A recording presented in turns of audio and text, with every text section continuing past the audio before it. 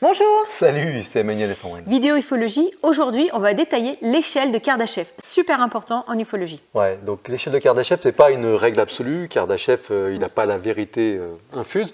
N'empêche qu'il a quand même posé des fondations qui sont toujours d'actualité. Donc ça date des années 60 et il a posé des fondations qui sont toujours d'actualité, à la fois pour les ufologues, les personnes qui s'intéressent à la recherche de civilisations extraterrestres, et aussi pour tous les futurologues en général. Oui, c'est ça. Alors, avant de commencer, dans la vidéo précédente ufologie, vous nous avez dit dans les commentaires que vous étiez très intéressés pour qu'on vous explique ce qui nous est arrivé. Alors, il faut qu'on prenne notre courage à deux mains et puis qu'on vous fasse une vidéo. Ouais. Alors, ceux qui nous connaissent savent déjà. Oui, il y a eu plusieurs personnes qui ont répondu, qui savaient déjà, ils ont des détails. Alors, des personnes, on a peut-être fait un article il y a très très longtemps. Oui, sur le blog, sur terrenouvelle.fr, on avait fait un article il y a très longtemps. Ouais. Bien sûr, on en a parlé aussi autour d'un café avec les personnes qu'on a vues en vrai, mais la plupart d'entre vous ne savent pas du tout de quoi on parle. Donc bon, on va prendre notre courage à deux mains. Et puis un jour on vous fera cette vidéo, voilà.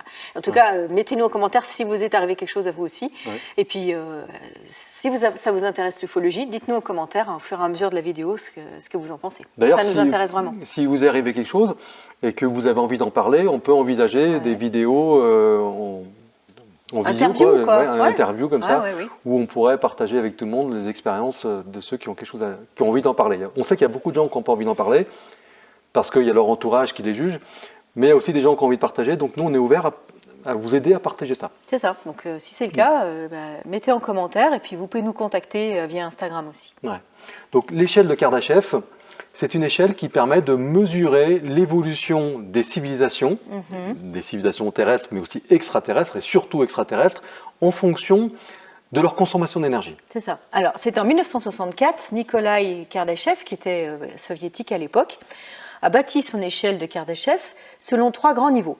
Le premier niveau, c'est la civilisation consomme la totalité de l'énergie de sa planète native, et est capable de la stocker dans le but d'une consommation ultérieure. Donc la civilisation de niveau 1, évolution de la civilisation de niveau 1 d'un point de vue technologique et énergétique, c'est 100% de sa planète, de l'énergie qui est captée et utilisée ou stockée. Sans détruire la planète, hein. C'est-à-dire qu'on ne parle même pas des modes de consommation d'énergie ou de récolte d'énergie qu'on utilise aujourd'hui, où on détruit la planète quelque part avec des énergies fossiles. Là, il parle de capter la totalité de l'énergie disponible sur la planète sans détruire la planète.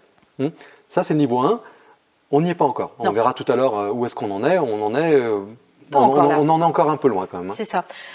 Niveau 2, cette fois-ci, la civilisation est capable d'aller plus loin que sa planète. Elle va capter 100% de l'énergie de son soleil, donc de son étoile, autour duquel sa planète tourne. 100% de l'énergie de son soleil. Donc encore une fois, capable d'évolution technologique et énergétique, capter 100% de l'énergie du soleil, soit pour l'utiliser tout de suite, soit pour le stocker et l'utiliser ultérieurement. C'est important, quand on parle de stocker, c'est important.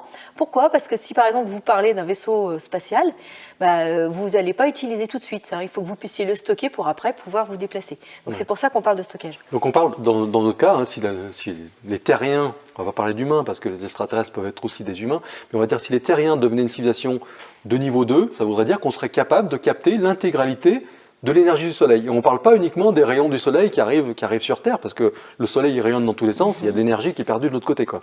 Donc là, on parle vraiment de capter la totalité. On imagine qu'on en est encore très très loin. On capte déjà une toute petite partie de l'énergie qui arrive sur la Terre, alors on est loin de capter tout ce que le soleil émet. Niveau 3, on en est encore plus loin, et à un point que c'est même difficile à imaginer pour nous terriens.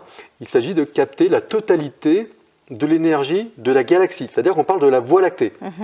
Alors on peut penser que le palier entre capter toute l'énergie de la Terre et le Soleil, c'est déjà un palier énorme, mais il y a moins de 10 planètes qui tournent autour du Soleil, donc c'est quand même pas grand-chose. La galaxie, c'est 10 puissance 11 Soleil. Donc c'est quelque chose qu'on ne peut pas imaginer, ça paraît un palier énorme. Pour autant, c'était un petit peu logique pour Kardashev de prendre ces paliers-là, parce que qu'est-ce qu'il allait dire? Capter l'énergie de 2 soleils, de 10 soleils, etc. Il fallait qu'il prenne quelque chose qui soit cohérent. Donc, énorme. Il parle planète, système solaire, galaxie. Alors, cette hypothèse de Kardashev, elle se base quand même sur un postulat. C'est le postulat de l'évolution exponentielle. Pourquoi ? Parce que Kardashev, il s'est quand même posé la question, où est-ce qu'on en est nous, et puis comment on va franchir ces paliers-là. Donc il a dit, par exemple, au niveau énergétique du niveau 1, c'est 10 puissance 16 watts. du niveau 2, c'est 4 10 puissance 26 watts, et niveau 3, c'est 10 puissance 37 watts.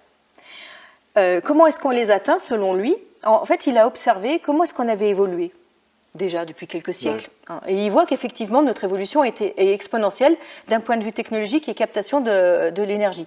Et donc, il s'est dit, si on continue comme ça, le niveau 2, on va l'atteindre dans 2400 ans, et le niveau 3, on va l'atteindre dans 5800 ans. Ouais. Donc ça, c'est l'échelle de Kardashev originale, sur 3 niveaux. Après, il y a des personnes qui sont arrivées et qui ont dit, qui ont voulu la compléter, augmenter. On va passer rapidement dessus parce que c'est pas aussi intéressant. Ça te fait vraiment dans l'esprit, voilà, moi je rajoute ma couche, quoi. Donc il y a des gens qui ont dit, niveau 4, c'est des civilisations qui capteraient l'intégralité de l'énergie de l'univers. C'est dur à saisir ça. On a du mal à saisir, on a déjà du mal à imaginer des civilisations galactiques. On a encore plus de mal d'imaginer en dehors. D'ailleurs, même dans la science-fiction, sortir de la galaxie, c'est exceptionnel. Ça arrive jamais, quoi. Asimov, Fondation, ils sont dans la galaxie. Tout ce qui est Star Wars, ils sont dans la galaxie. Star Trek. À un moment donné, il parle d'une civilisation qui viendrait d'une autre galaxie, mais voilà, c'est sortir de la galaxie, c'est quelque chose qu'on a du mal à imaginer. Même dans la science-fiction, ça n'existe quasiment pas. Ça, c'était le niveau 4. Et il y a même des gens qui ont rajouté un niveau 5 où ils parlent du multivers. Donc là, on parle carrément des mondes parallèles. On y reviendra dans d'autres vidéos. Pour l'instant, c'était juste pour dire, voilà, pour les personnes qui nous auraient dit, ouais, mais il y a deux autres niveaux. Oui, mais l'échelle de Kardashev, c'est niveau 1, 2 et 3. On en reste là pour l'instant. Le multivers, c'est une notion intéressante, mais on y reviendra parce que c'est quand même très spécial. Ça fait appel à la mécanique quantique. Mais bon, il y a quelque chose c'est pas que de la science-fiction, hein, c'est quelque chose de vrai. Hein. La mécanique quantique arrive naturellement à démontrer l'existence d'espaces de mondes parallèles. Hein. Donc ça, on y reviendra. Alors, Kardashev a quand même essayé d'étudier un petit peu plus ces super civilisations, hein, celles qui en sont au niveau 3, c'est-à-dire qui captent 100% de l'énergie de leur galaxie. Donc pour nous, c'est la Voie lactée. Donc il s'est dit, elles sont tellement évoluées qu'elles sont incapables de régresser et elles sont incapables de s'autodétruire. Elles sont tellement évoluées qu'en fait, elles sont capables de fabriquer des superstructures, c'est-à-dire des structures qui sont de dimension cosmique, de l'ordre de sphères de Dyson, qui seraient de l'ordre d'unités astronomiques, c'est-à-dire ces distances Terre-Soleil. C'est énorme. L'unité astronomique, c'est une unité, comme son nom l'indique, qui est utilisée en astronomie. Et plutôt que de parler en kilomètres ou en millions de kilomètres, qui sont encore trop petits, on parle d'unité astronomique, c'est-à-dire la distance entre la Terre et le Soleil. 150 millions de kilomètres, peut-être qu'on se trompe, mais en gros, c'est une unité astronomique, c'est la distance Terre-Soleil. Donc c'est des super civilisations qui sont capables de fabriquer des structures comme ça. Donc même l'étoile de la mort dans Star Wars est en dessous de ça, puisqu'elle a la taille d'une lune. Donc c'est encore en dessous. Quand on parle de capter l'énergie du Soleil, ou d'une étoile, hein, d'une autre étoile pour les civilisations qui seraient dans d'autres systèmes solaires, il n'y a qu'une seule façon de le faire, en tout cas il n'y a qu'une seule façon de le faire qui a été imaginée aujourd'hui, c'est de construire une coque tout autour de l'étoile, hein, une coque avec des matériaux, donc du métal, ou des armatures, qui va complètement recouvrir le Soleil, dans notre cas. Et donc on imagine les matériaux qu'il faut pour recouvrir le Soleil, ça reviendrait à aller chercher tous les minerais sur toutes les planètes de plusieurs systèmes solaires. Donc là on parle de civilisations qui seraient capables de faire ce genre de choses. C'est ça. Elles ne feraient pas autour de leur Soleil à elles, hein, puisque ça ferait disparaître la vie sur leur planète d'origine, donc elles prendraient un Soleil où elles n'auraient pas d'habitants autour. Quoi. Ouais. D'ailleurs, cette histoire d'aller chercher des sortes d'étoiles noires, c'est-à-dire des étoiles qui n'émettraient pas de lumière parce qu'elles seraient complètement captées par ces sphères, c'est une des méthodes qui sont utilisées pour essayer de détecter des civilisations extraterrestres. D'ailleurs, Nicolas Kardashev, c'était un astronome, et plus précisément un radioastronome. C'est lui qui est à l'origine du programme OSMA, qui était l'ancêtre du programme SETI, donc qui consiste à écouter le ciel pour capter des émissions radio. Quoi. Osma, c'était le nom de la princesse d'Oz. Dans la princesse dans le monde d'Oz. Voilà, du magicien d'Oz.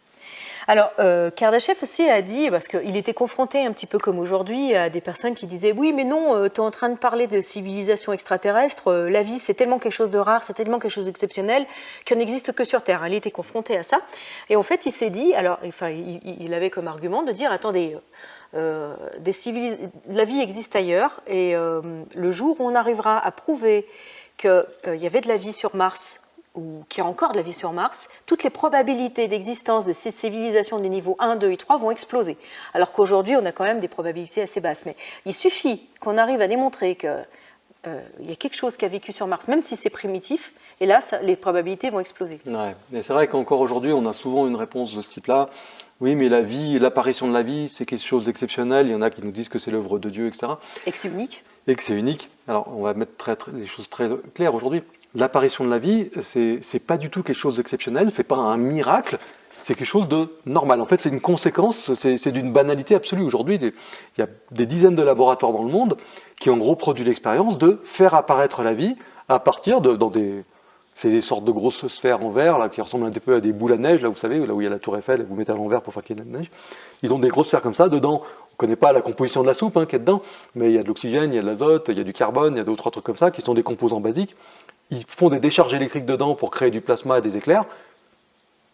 Je ne connais pas les détails, on ne connaît pas les détails. Mais la vie apparaît. On parle d'une vie primitive, microscopique, peut-être des bactéries ou des choses comme ça, mais l'apparition de la vie, c'est quelque chose de logique, d'inévitable et complètement reproductible. C'est ça. Alors, il y a même des scientifiques très récemment qui ont publié c'est dans Science Advanced. C'est Daniel Mills et 3 autres collègues. Donc Daniel Mills, il est géobiologue. Donc c'est vraiment des gens qui tiennent la route. Ils ont publié très récemment des articles basés sur des expériences justement, où ils disaient que l'apparition de la vie, c'est une évolution attendue et prévisible.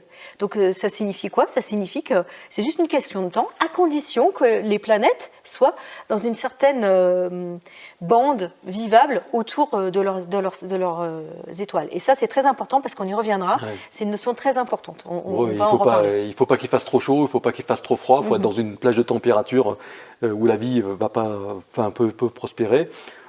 Donc ça se traduit par une distance par rapport à leur étoile, qui n'est pas forcément la même qu'autour de notre Soleil. Pour nous, ce serait la Terre à la position idéale, et puis Vénus et Mars qui sont limites. Un petit peu, il faudrait les recaler. Mais si on était sur une étoile plus chaude, ce serait plus loin, ou plus froide, ce serait plus près. Mais il y a des conditions à remplir, donc la distance, la température de l'environnement, donc qui se traduit par une distance vis-à-vis de l'étoile, et il faut qu'il y ait des composants qui soient là, de l'oxygène, de l'azote, du carbone, et puis quelques autres. Une fois qu'on a ça... Et l'ensoleillement. Et une fois qu'on a ça, la vie apparaît naturellement.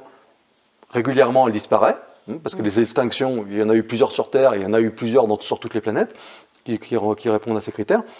Elle disparaît, elle évolue, elle redisparaît, etc. Mais naturellement, avec le temps, il y a des vies de plus en plus complexes et de plus en plus intelligentes qui apparaissent jusqu'à créer des civilisations. Alors Kardashev, il a aussi émis une autre hypothèse, parce que il a quand même travaillé sur cette notion de supercivilisation, et il a dit...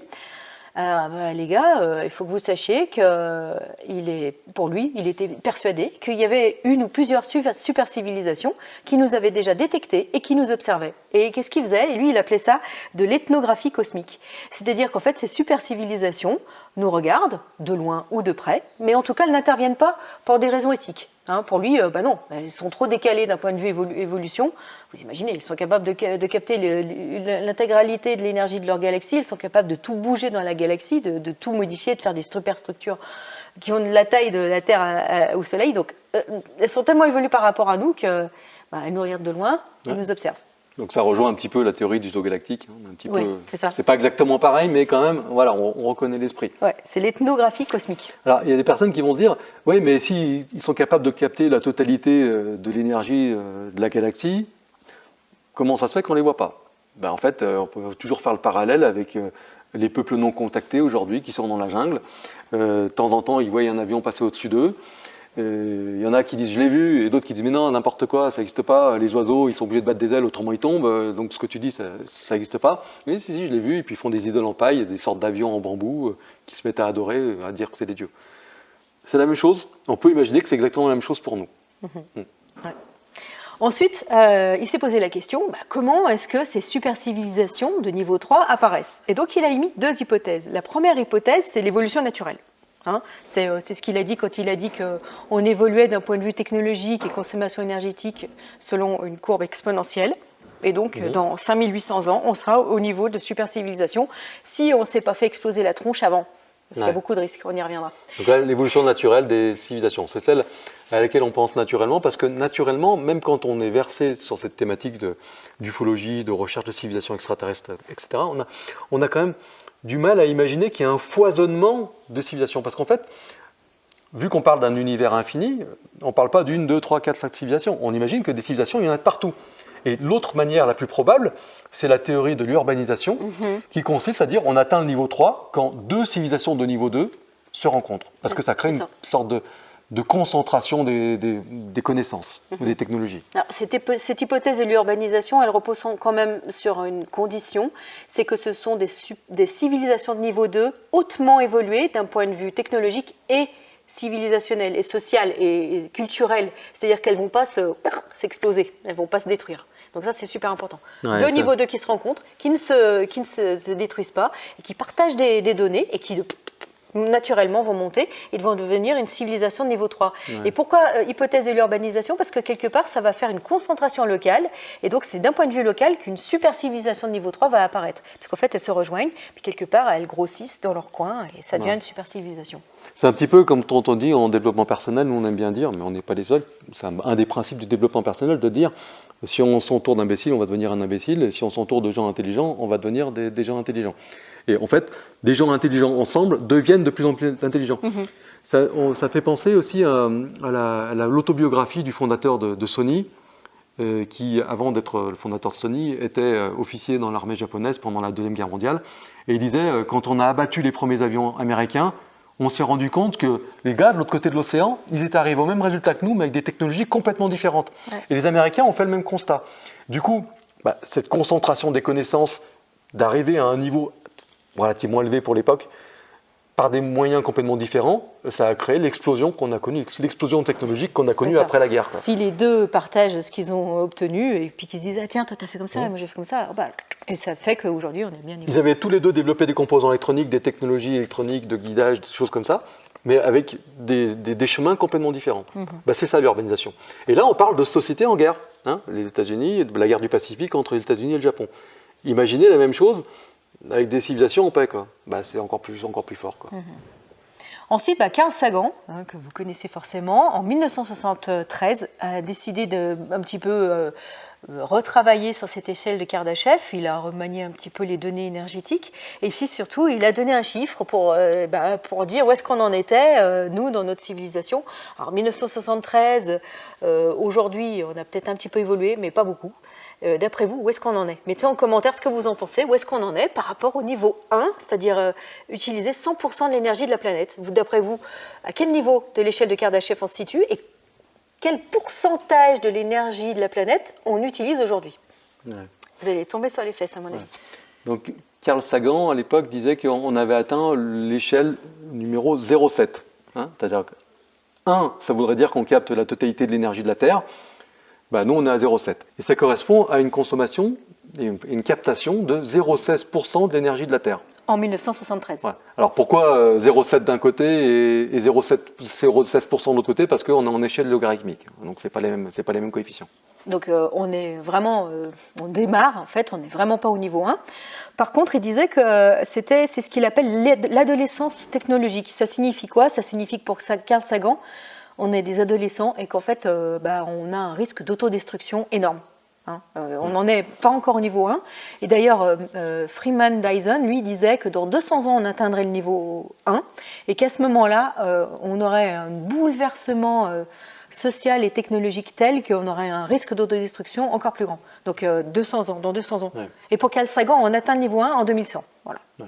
Donc l'adolescence, c'est un petit peu l'âge auquel on fait des conneries, mais on fait des conneries pendant toute son enfance, mais on fait des conneries avec la force d'un homme. Voilà, un garçon, un adolescent, il a presque la force d'un homme, mais il fait des conneries. Donc c'est là où il est le plus dangereux, quoi. Là, ils disent qu'on en est là, quoi. C'est ça.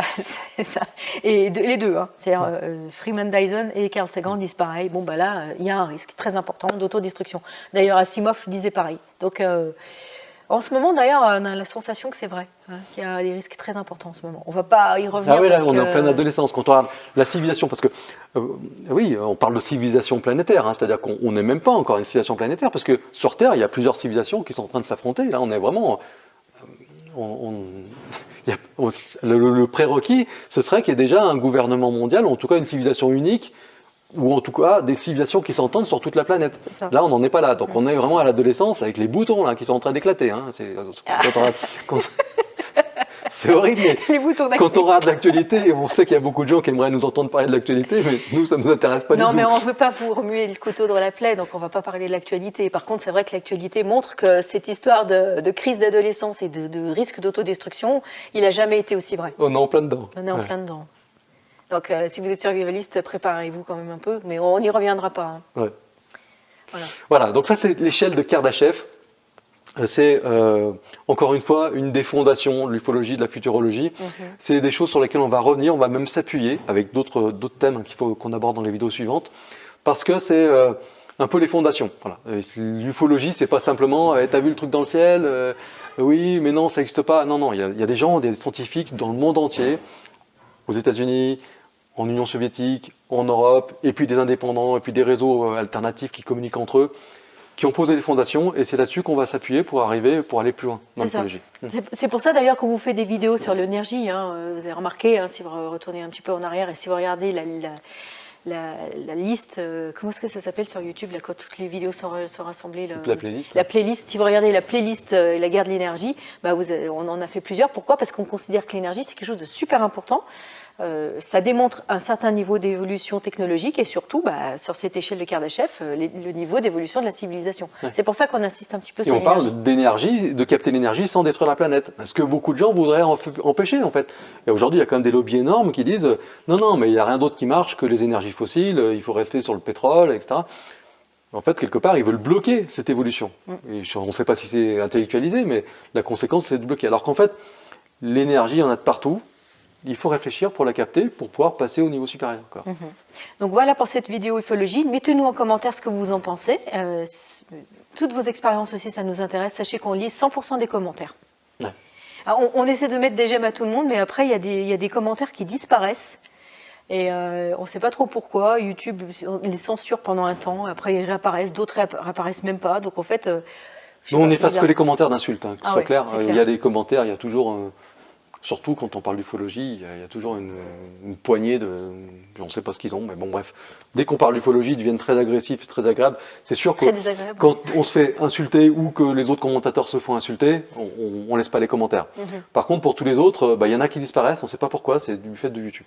On ne sait pas. Peut-être des mots utilisés, ou alors il y a des personnes qui font des commentaires en majuscules aussi, et ça, on ne sait pas pourquoi. YouTube a tendance à les faire disparaître. Et des fois, ils réapparaissent, puis des fois, pas. On sait pas des fois, ce n'est pas des mauvais commentaires. On voit des commentaires. Bon, il y a des gens qui ont l'habitude d'écrire en majuscule. Bon, écrire plutôt en minuscule, ça passe mieux. C'est plus facile. Il semblerait que YouTube fasse mieux passer ces commentaires-là. On se retrouve bientôt dans la prochaine vidéo. À bientôt. Bye. Salut.